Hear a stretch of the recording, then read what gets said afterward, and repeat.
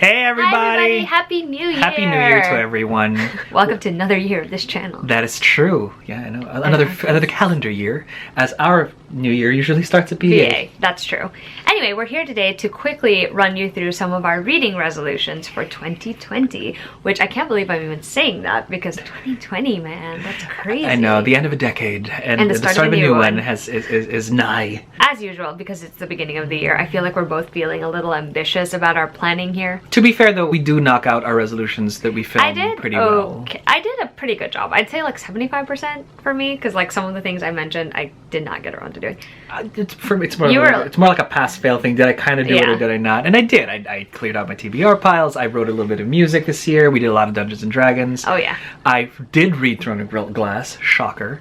Not the whole series. Not the whole series. But I did specifically say in the fine print, at least get it started, and I did, and it was fine. I read all of Grisha. Yep. So it's been a good year. So I'm very confident that whatever goals that we set this year are totally going to happen. I'm going to kick it off with a DNF or die year 2. Woohoo! And I've been better. He's actually gotten much better. This year than I was in, well, I was better in 2019 than I was in 2018. So I assume that in 2020 I'll be a lot better. Levi Black mentioned something at a con that we watched them at. I think it was at BookNet Fest. And he said, life's too short to read books that you don't want to read. And he was even so humble to say that if you don't want to read my books, that's cool too, because you just got to read what you want to read, and that's kind of the point of it, right? Yep. So doing that, like if it doesn't speak to me, it's nothing against the author or the writing, it's just it doesn't speak to you. So DNF or die year 2, higher stakes, like the Hunger Games, when you get the winning tributes to come in. That's how this is going to be. It's just going to be like, so if you've seen a TBR or anything out here, these rules will apply to everything we talk about that we say, well, I say that I want to read. It's just if it doesn't speak to me, I will give it every chance I get, but if all the chances are burnt up like cards, you're out of cards, buddy. You're going onto the pile that will go to a library. Yes. So my first resolution, actually, it's to read 50 books for the Flights of Fantasy reading challenge. Flights of Fantasy is a reading challenge I used to host with my friend Rachel from Hello Chelly. We did it for a couple of years before we took a break from it. And then at the end of 2019, we were both sort of in a big fantasy mood, and we decided we wanted to bring it back, only this time we also asked our friend Kristen from Super Space Chick to join us. So all 3 of us are co-hosting. We're keeping it very casual. All you have to do is read as many fantasy books as you want to read, whether that's 1, 2, 10, 100, I don't know, make your own goal. Mine is 50 because on my TBR I have more than 50 fantasy books, and I think like tackling my TBR and tackling this challenge should also go hand in hand. But also, aside from the fact that we are going to be reading whatever number of books we decided on, we're also doing a quarterly thing where we're all going to read one person's pick. So I believe in the spring it's going to be Rachel's pick, in the summer it's my pick, and then in the fall it's Kristen's pick. That's cute. And it's going to be really fun. It's like a very casual book club thing. So that is my goal. I will try to read 50. To be fair, in 2019 I read 115 fantasy books, so I do not foresee myself having a problem with reading 50.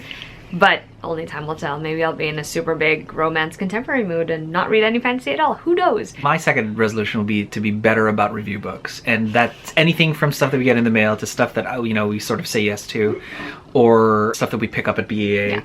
And by better, and this is just more a letter to me than anything else, there's a huge difference between like to read, want to read, need to read. Yep. And I feel like if it's a need to read, if it's not a need to read, then I won't ask for it.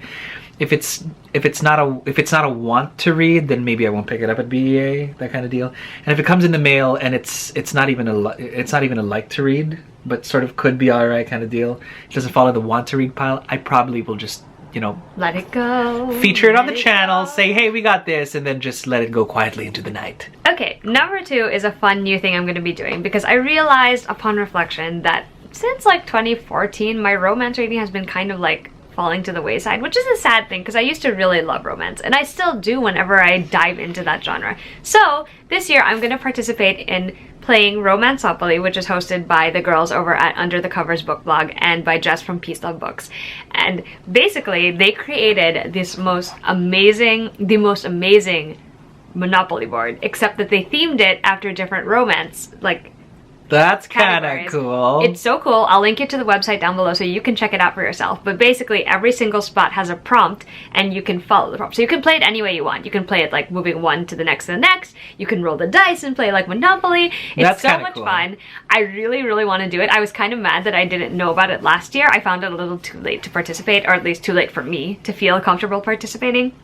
So this year I was like, I'm gonna do it. And I think it's gonna be so fun just to like dive back into romance as a genre, because I just don't read enough of it these days. And that's a shame, because it's so much fun and there's so much to be dug out of that, like so much gold that could potentially be there, and I cannot wait to do it. So very excited about that. My resolutions sort of build on each other. So if you've got your DNFs, you've got your Be Nicer About review books, I really want to burn through like my 2-year backlog of my TBR. On the one hand, that's a good thing, because whether I DNF them or I actually do read them, I quote the great Stephen King, who basically said, if you don't have enough time to read, then you don't have enough time to write. Or if you don't have enough fuel to sort of write with. So there are a lot of really good books on my pile. You will hopefully be hearing about all of them. And if you don't, well, that just means either it didn't sit well with me, or I decided to be honest and go, I do not have the time for this thing, and it might as well just not take up space, both physically and sort of emotionally. So it's a 2-year pile, and here's the fun part. I got to get rid of it before actual BA. So I've got challenge. 6 months. Can you do it? We will find out. We will find out. So my third one is another thing that I'm casually participating in, and I'm going to be joining the Classics Community Reading Challenge that Lucy the Reader is hosting. So I collect a lot of classics that I'm interested in reading. I just never get around to reading them because I'm A, either too intimidated, or B, always like, I'm just gonna read it later. I would like to be more actively choosing to read classics, especially when the mood strikes me. Like I found that when I'm in the right mood for them, like I can sometimes read them so quickly. Sometimes they are stories that are really good to discuss and like fun to talk about with other people. I'm especially inspired by Lucy, who is a young classics reader, and she just, the way she talks about classics and the way she devours them is very inspiring to me, and I definitely always feel like I could read classics and like understand more, learn more, maybe grow more as a person just from reading them. So I'm definitely going to try not to put off reading them this year and participate in Classics Community. My bookish resolution, although it does involve a lot of reading and studying, oddly enough. First of all, I invested a lot of resources on Dungeons and Dragons recently, and so I will invest time in reading them, resources, so I can that's a great idea. Yeah, because I really sort of plan to really up the game, whatever. I say oh no as a player in this game.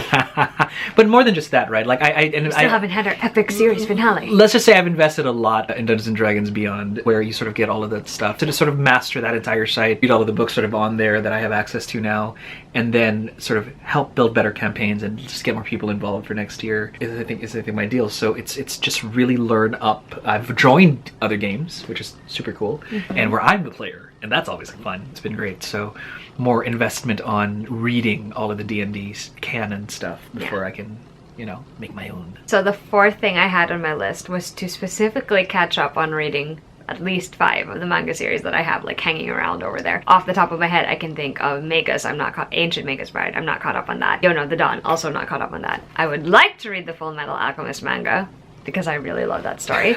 I would also like to catch up on Dream and Sun. There's also Library Wars. There's like a bunch of them on there. So I would like to catch up on any 5 of them. It doesn't matter which. I went down this spiral of like collecting volumes as they came out, and I just haven't been catching up properly. I did a better job of it in 2019. I read so much manga. Like it was ridiculous. But I think I could do an even better job in 2020 and hopefully maybe catch up on a lot of them so that I don't feel guilty about acquiring new ones all the time. I mean, it's bad. My 5th is, and I've mentioned this maybe in a couple of videos already, but I do plan to have my great catch up with all things Rick Riordan, all things Garth Nix. So whether I call that Nixathon and Read Uncle Rick. Novels by Nix. Novels by Nix. I've already started all of the Rick Riordan books by reading the first 10 Percy Jackson books, and I think the first Apollo book, but I am not caught up with Magnus Chase. I am not caught up with the rest of the Apollo books. I am not caught up with the imprint. I just need to catch up on all of that. And then from the Garth Nix side, I have like, there's so much. It's not so much a reread of Sabriel, which I will probably end up defaulting to, which I don't want to, because I have not read the Keys to the Kingdom series. I have not read Angel Mage. I have not read Newt's Emerald. Maybe I won't go into the Rag Witch so much because I don't have a copy right now, but that shouldn't stop me. But at least the ones that I do have, because that is a lot, right? I found my copy of Trouble Twisters from 20 million years ago. You'll see the pages are brown because they were sitting in a tropical country for a while. And so having both Rick Riordan and Garth Nix, so my favorite authors, sort of just read wide and deep. That's my 2020. My last goal is my most audacious goal. It's like the most like reach for the moon goal, because honestly I do not know if it's actually possible. But I would like to get down to the point where my TBR is only 50 books or less. At the moment of filming this, I know for a fact that combining the Kindle books I have unread, the physical books I have unread, and the review books I have like 161 books, which means I would have to read 111 of those to get it down to 50. And that's not even counting any new acquisitions that come in, anything like that. So I don't know if this is actually going to be possible, but I decided that I was just going to put it out there in the universe, but make everyone know about this so I can be held accountable to it. I would personally like to get it down to that point just because I feel like when I get to 50, it'll be a point where I can go into a bookstore and feel comfortable picking up whatever I want and not feel guilty about the fact that I have a bazillion books waiting for me at home and I'm still here buying another one. I don't know if that's actually possible, but we're gonna damn well try. I think it's possible. Yeah, so much faith. I think it's faith. It's gonna happen. I'll just make you feel guilty every day. Withhold cookies, that kind of deal. It's like, no cookie for you. You did not read. We'd love to know what your reading resolutions are for 2020. Are you doing any challenges? Are you making your own challenge? We endeavor to support you. Doing any readathons? We'd like to be supportive. Cheering you we'll on. cheer you on no matter what it is you decide to do. And we hope you have a lovely 2020. See you in the next one. Bye.